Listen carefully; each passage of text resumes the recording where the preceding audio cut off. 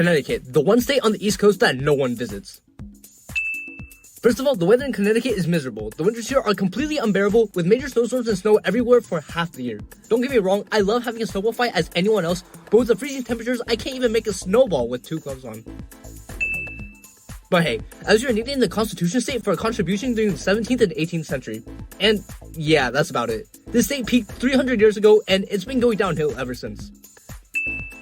And let's not forget about the culture. Connecticut is known for its preppy, elitist vibe, which is fine if that's your thing. But if you prefer a little bit more authenticity in your life, you might want to look elsewhere. Not to mention the cost of living is through the roof. You'll be lucky to find a 1-bedroom apartment for under $1,500 a month. And don't even think about trying to buy a house. The real estate prices are astronomical, and good luck finding any affordable houses near New York City. You might as well just live there at that point. Oh, and who can forget about the taxes? For some reason, Connecticut has one of the highest tax burdens in the US. Sales tax, income tax, property tax, Connecticut has it all. If you love giving the government all of your hard-earned money, then Connecticut is the state for you. Oh, and get this.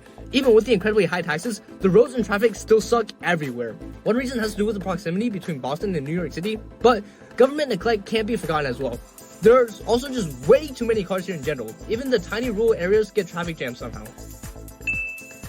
But don't worry, there are plenty of other opportunities to spend that hard-earned money. Connecticut is home to a plethora of overpriced boutiques and fancy restaurants. Because who doesn't love paying $30 for a salad and a glass of wine?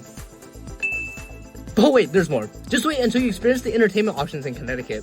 There's not much to do here besides shopping and dining out, and let's be honest, how much shopping and dining out can one person really do? And if you do manage to find something to do, it's probably going to be overpriced. Concerts, sports events, and theater performances all come with a hefty price tag. You won't have any money left by the time you leave the state. But don't worry, you can always take a trip to New York or Boston for some culture and entertainment. Just be prepared to sit in traffic for hours and pay exorbitant tolls to get there.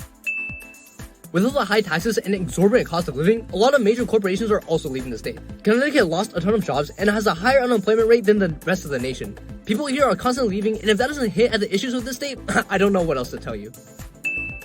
But the worst part about Connecticut is the people. They're all snobby, entitled, and think they're better than everyone else. They'll make sure you know just how much more money they make and how many vacations they take. Speaking of the people, there's a giant income gap between the rich and the poor here. Basically, you're either a millionaire or living on the streets. And this issue is only getting worse. And trust us, you're not going to become rich anytime soon in this state. And finally, the state motto. Translated, it means, he who's transplanted still sustains. Yeah, if the people that are sustained only include the top 1%. So, if you're looking for a state that's expensive, congested, and full of snobs, look no further than Connecticut. It truly is the worst state in the country.